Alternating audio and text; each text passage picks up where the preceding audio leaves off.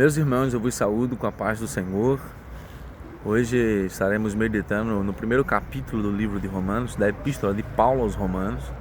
De uma forma um pouco diferente, foi o tempo que eu tive disponível para que não saísse tão tarde o vídeo aqui no trabalho, no intervalo do trabalho, e gostaria de meditar com vocês a respeito de um assunto um pouco mais polêmico deste capítulo 1, né?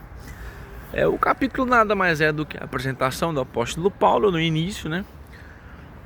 Ele deixou claro nos primeiros versículos que desejou ter com os romanos, mas não teve oportunidade. Mas estima-se que de Corinto, mais precisamente quando estava hospedado na casa de Gaio, ele manifesta o desejo de ir ter com os romanos.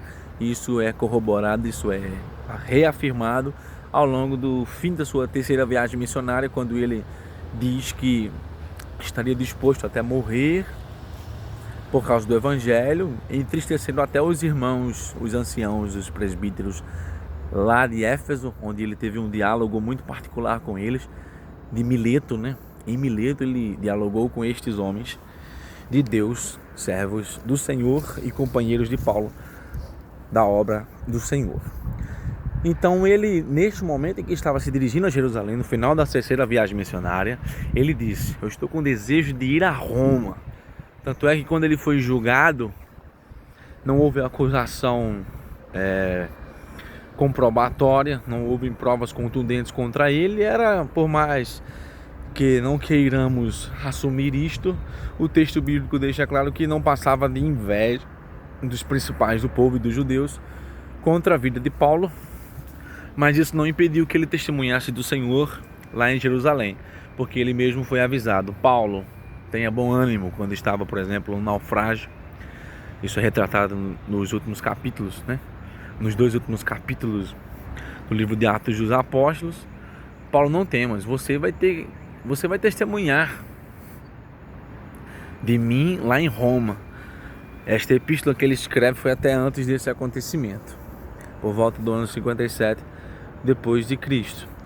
Então ele escreve essa epístola e inicia ela falando a respeito de algumas coisas mais centrais, mais basilares da fé cristã.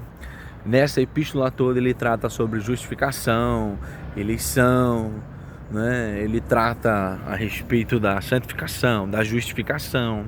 O tema central desta epístola é a justiça de Deus saciada no sacrifício de Cristo, que leva sobre si todos os nossos pecados, e somos, através do sacrifício de Cristo, declarados justos diante de Deus. Esse é o tema central da epístola. Mas no capítulo 1 que eu queria frisar é o seguinte: os homens que mudaram a glória do Deus incorruptível para a glória do homem corruptível, de maneira que amaram mais a criatura do que o Criador, né? Por causa disso, Deus os entregou às suas próprias concupiscências, aos seus próprios desejos, né? A sua própria idolatria, a egolatria do homem fez com que eles pudessem se inflamar com outro homem na sua própria carne. E as mulheres, de igual modo, de maneira semelhante, Paulo fala, mudaram o costume natural, o uso natural das coisas, e passaram a se relacionar com outras mulheres. E aí Deus os entregou às suas paixões. Por quê? Amaram mais a criatura, como disse, do que o Criador, e acabaram cometendo o pecado da idolatria, porque é uma espécie de idolatria quando você valoriza mais o que foi criado do que quem criou. De maneira semelhante, sabe aqueles filhos ingratos que vieram dos seus próprios pais e os rejeitam sem motivo justo, né? Não digo rejeitar um pai que abandonou o filho, que não educou, que não criou, que não sustentou. Tem uma lógica, né? Você não reconheceu o pai por estes motivos. De maneira semelhante, rejeitar a mãe porque ela foi uma mãe ruim, uma mãe mau, uma mãe que não cumpriu as suas determinadas funções, né? Suas obrigações como mãe. Você rejeitar pais desse tipo tem lógica, mas rejeitar a Deus, que sempre cuidou de nós, que nos amou, que sempre nos deu saúde, graça, né? Permitiu que nós saíssemos da barriga da nossa mãe e deu condição aos nossos pais de nos criarem, nos deu saúde e nos dá até hoje, que deu seu próprio filho em nosso lugar para nos remir dos nossos próprios graves e pesados pecados.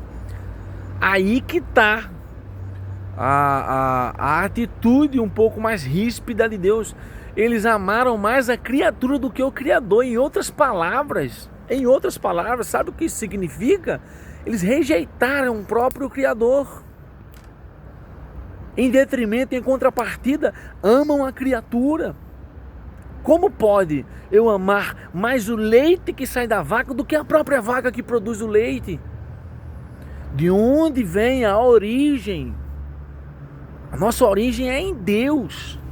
Então, a nossa devoção, a nossa total entrega, o nosso amor e idolatria é a Deus. Por não fazerem isso, Deus os entregou às suas próprias paixões. Isto é o que eu queria falar nesta tarde. Que nós possamos fazer diferente. Amar a Deus sobre todas as coisas em todos os momentos da nossa vida. E isso está intrínseco. Orar regularmente, ler a Bíblia e meditar, depois pôr em prática regularmente, né? Amar a Deus sobre todas as coisas. O amor ao próximo vem depois. O amor às coisas, que não deveria nem existir, vem depois do amor a Deus. Sabe como é que nós amamos mais a criatura do que ao Criador? Quando nós nos embaraçamos com negócios desta vida e deixamos Deus em segundo plano. Deixamos para meditar na Bíblia depois, deixamos para orar depois, deixamos para falar de Jesus depois. Nós sempre deixamos as coisas de Deus para depois. E isso é amar mais a criatura, mais as coisas que foram criadas depois.